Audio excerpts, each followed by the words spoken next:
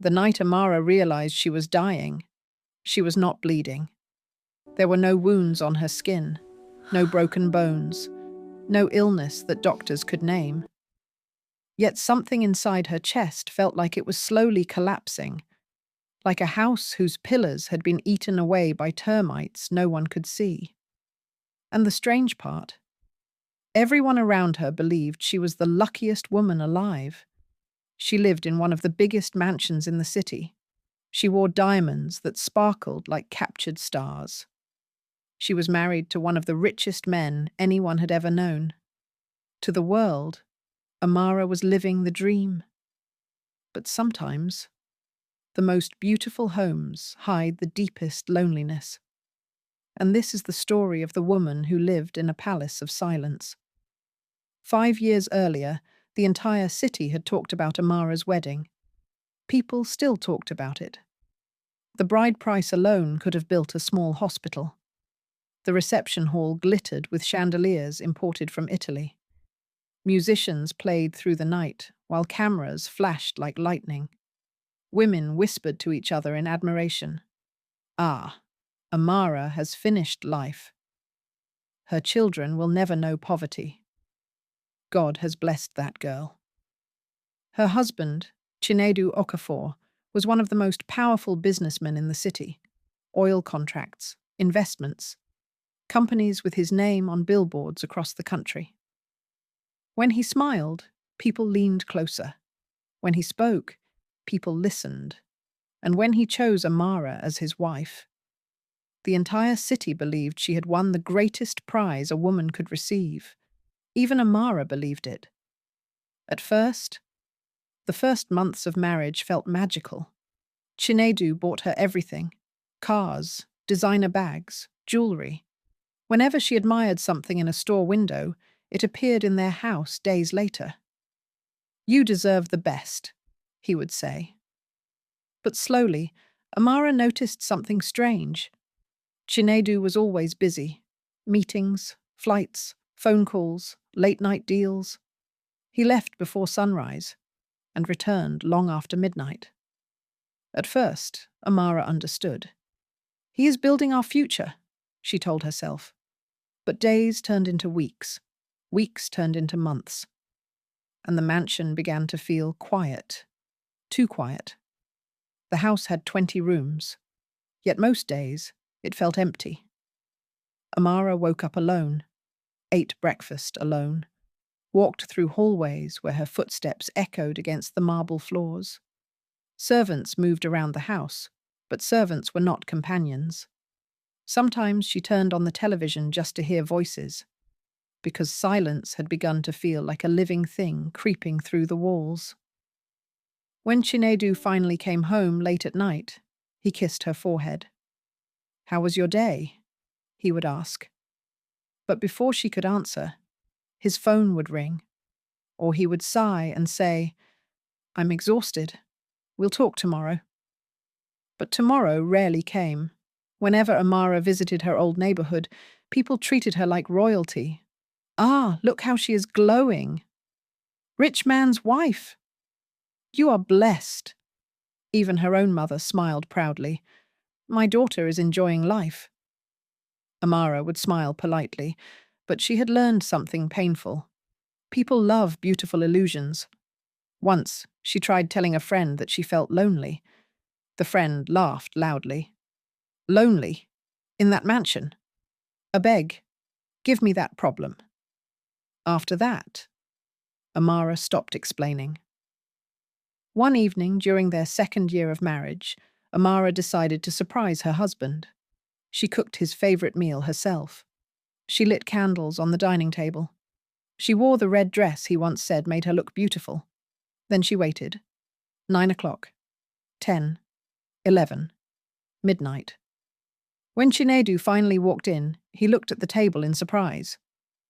"Oh," he said, "you're still awake?" Amara smiled nervously. "I wanted us to eat together." Chinedu loosened his tie. "Amara, I told you I had a meeting." "You didn't?" "Well, now you know." Then he walked upstairs and said something that broke her heart. "Next time, Don't wait for me." The candles burned out alone that night, and Amara cried quietly into her pillow so the servants wouldn't hear. That was the night she realized something terrifying. A person could live inside luxury and still feel abandoned. Years passed. The gifts kept coming. Cars, vacations, jewelry. But something inside Amara kept shrinking, until one afternoon, she fainted. At the hospital, the doctor spoke gently. "Your body is reacting to emotional exhaustion." Chinedu frowned. How can she be stressed? The doctor looked at him carefully. "Physical pain is loud," he said, "but emotional pain is silent. And silence can destroy a person slowly." But Chinedu shrugged it off.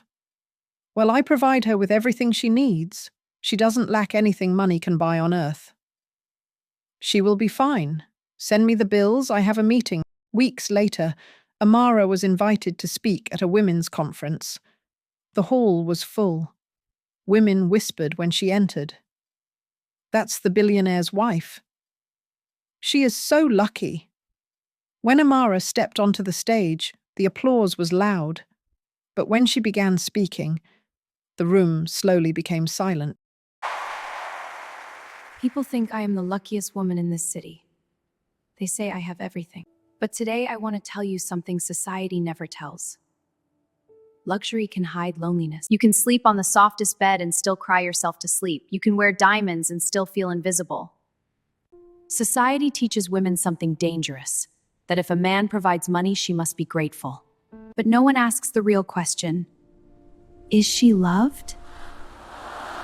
Many women live in beautiful prisons. They have comfort but no connection. They have provision but no presence. And because society calls them lucky, they suffer in silence. Then she said the words that shook the entire city. "I would trade every luxury I own for a husband who simply sat beside me and asked how my day was." That night, when they returned home, Chinedu was furious. "You embarrassed me today," he said. "I told the truth," Amara replied. "I give you everything." Amara looked at him calmly. "Yes," she said softly. "You gave me everything, except yourself." Her voice trembled. "I don't remember the last time you asked me how I felt. I don't remember the last time we laughed together. You didn't marry a wife, Chinedu. You acquired a lifestyle." Silence filled the mansion. Then Amara asked one final question. "If you lost everything tomorrow, would you still know how to love me?" Chinedu could not answer. That night, Amara packed a small suitcase. Not in anger, but in acceptance. Some marriages do not break loudly. They slowly dissolve in silence, in empty conversations, in years of emotional absence. Before leaving the room, Amara said quietly, "I don't need a palace. I needed a partner." Years later, people still tell the story of Amara. They call it "The Woman Who Lived in a Palace of Silence." And when elders tell the story, they end it like this: "A house built with money can shelter the body, but only love can shelter the heart. A man who provides everything except his presence feeds the stomach, but starves the soul." And sometimes the saddest homes are the ones everyone envies. Because a woman may endure poverty beside a loving man, but even the strongest heart will eventually break inside a palace of neglect. And that is why the elders say, a woman does not marry a man for his money, she marries him for his presence. And a man who forgets this truth may one day discover that he built a palace, only to realize the person inside it was quietly disappearing. I want you to answer honestly.